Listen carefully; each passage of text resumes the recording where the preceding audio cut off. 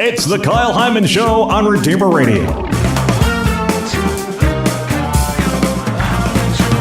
This is Kyle Hyman, and with us is Mary Glowaski, the Special Assistant to the Bishop in Pastoral Care, here to talk about things we can do and how we can get involved as laity, especially for Child Abuse Prevention Month. Thanks for being here, Mary. Good morning. My pleasure.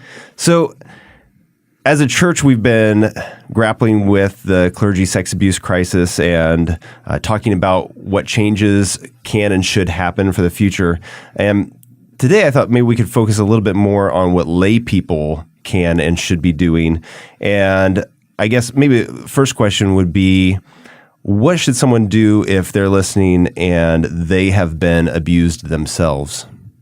Well, it's important that anyone who has been abused or is concerned with the way they're being treated by someone in the church to come and tell someone, anyone. Ultimately, we hope that it gets to someone like me or to our Vicar General, Father Mark Gertner, and we will respond. I usually call people back. I always call people back within 24 hours to make sure that they're attended to. And for something that doesn't involve the church or anything at all, if they've maybe something that's happened with a family member or something like that, should they still come to the church for help or? Yes. My job actually is to respond to those things in, any family. There are things that fall outside of the norm or there are kind of special circumstances that need attending to. So I receive calls from people who have family issues, who have concerns for their children that have nothing to do with abuse. I work in the schools, so it's really just responding, and the church is the place where we live, and so we want to make sure people know that they can come to us. If somebody doesn't get help, what are some of the effects, some of the things they might struggle with, or some of the ways it might kind of play out in their life if they don't get help in some way? Well, specifically with abuse in the church, what makes the abuse so unique is that oftentimes the very thing that we use for any situation in our lives to help us is our faith. And in many cases, actually in most cases, when there's been abuse in the church, that is the thing that it's a real soul wound. It's taken from someone. So we really take from them in that kind of abuse, we take from them the ability to turn to the most important thing that we have, and that's our faith, or we corrupt the image of God. We make children grow into adults who are untrusting and feel that no one cares about them. So the damage is grave. It can be grave. And I imagine it kind of might play out in different ways as well, as people struggling with depression or eating disorders, but all the way to probably violence and crime for some. Yeah, I haven't found that so much. What I find is when someone has been abused, and specifically sexual abuse, it affects their image of who they are. And almost 100% of the time, people who have been victimized by anyone in sexual abuse ask two questions. One, where was God? Why didn't he help me? The second is, what did I do to make this happen? Was I partly to blame and responsible? So we have to work through all those things. Those are huge things that people carry with them. Really affects your image of who you are. It impacts your relationships. You're not as trusting. You don't trust yourself, so you're not going to trust other people. It just really makes relationship incredibly difficult. Achieving, whatever it is God is calling them to, who they are, it impacts that to the core. And it can result in addiction, depression, anxiety, inability to focus on relationship or be in relationship, isolation. Very painful. So with getting help, counseling, things like that, what is a reasonable expectation of healing? Like, is it possible to be 100% healed? Well, healing is really about saying that this thing that happened to me is it's not going to negatively impact me any longer. However, what we want in healing is for someone to see the strength that they have, the gift that they are, that their dignity cannot be taken from them by anyone or what anyone does to them. The places where they now have a resiliency and an understanding of what true relationship means because they fight for it. one of the things I see specifically in people who've been victimized in the church is they fight for their faith, where those of us who have not might say, well, I'm not going to trust the church any longer, or I'm not going to, something as mundane or regular as giving to the church, your own church or bishop's appeal. They fight to be part of this church because they know on some level that God is there, and they want that. And so they fight for it in a way that is just truly remarkable. Yeah. Say somebody comes to me and shares that they have been abused in some way. What should I do, maybe externally? Who should I go to or whatever? What should I say to them or not say? The most important thing is that someone is received. And it is really, in one sense, very traumatizing to be a receiver of this kind of news, that when someone comes to us and says that they have been abused, just to receive it. Because that's the first test for someone always. Are they going to be believed? Are they going to be received? It's really not about doing anything. It's about being with someone.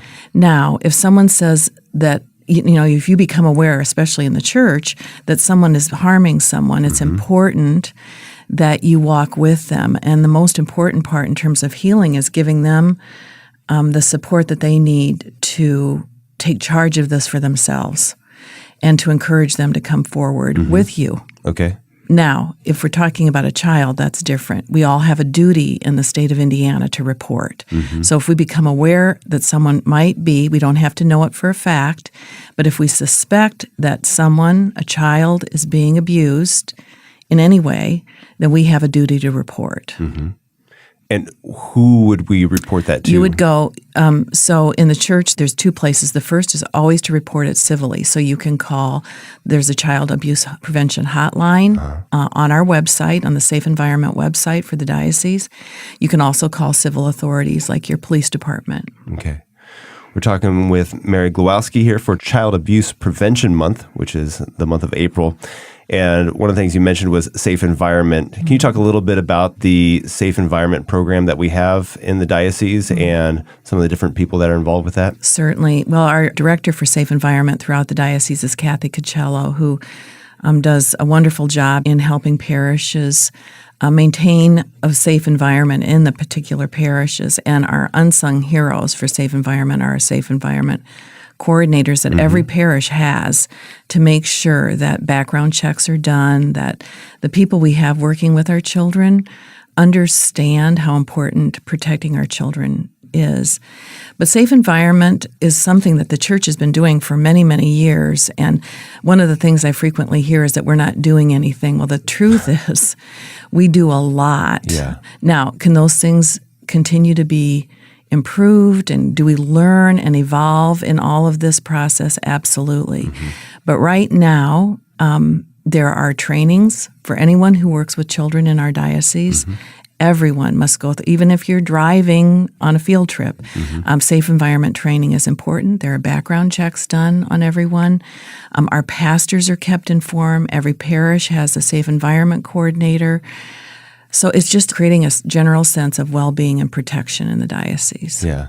And I think some people can be frustrated with the program, that we have to go through all of these hoops and spend this time doing this just so I can, sit around at recess duty and keep an eye on some kids.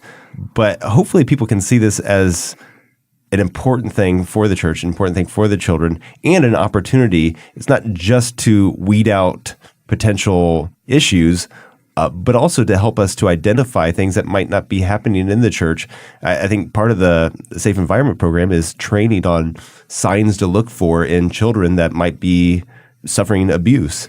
Can you talk about some of those signs that we might be looking for? Certainly. It's important to understand two things. One is, we do have an opportunity right now, as difficult as it is, this is a grace moment for those of us who are in the church, especially the laity, to really help the church grow in what it means to be protective.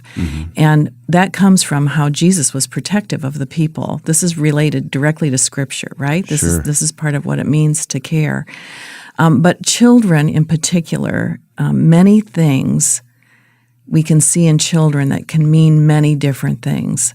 So if we see a child whose behavior has changed dramatically, or grades go down, or they become very fearful, they're isolated, or many cases children will tell us.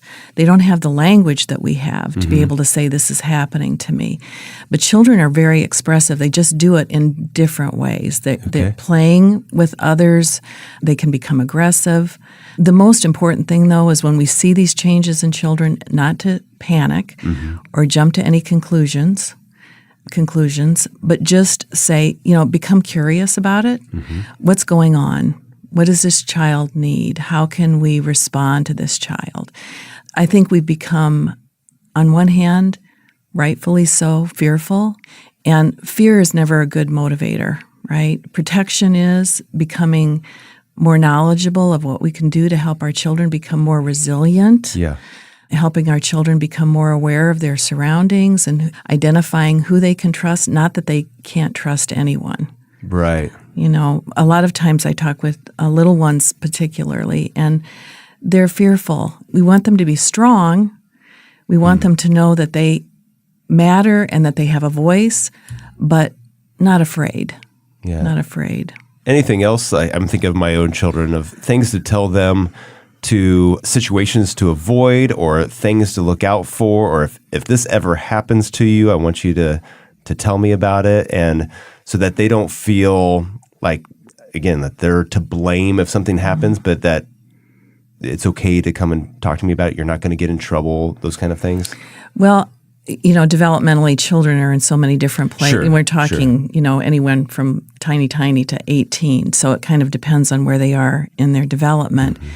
But there are several things that I think are global. One is that we always want you to come to mom and dad or somebody, identifying somebody in a school setting for a child, that if you feel fearful or you have some concerns, you can go to this person, giving children people even outside mom and dad so that they know that it's not just mom and dad that are the only safe people in their lives. Right.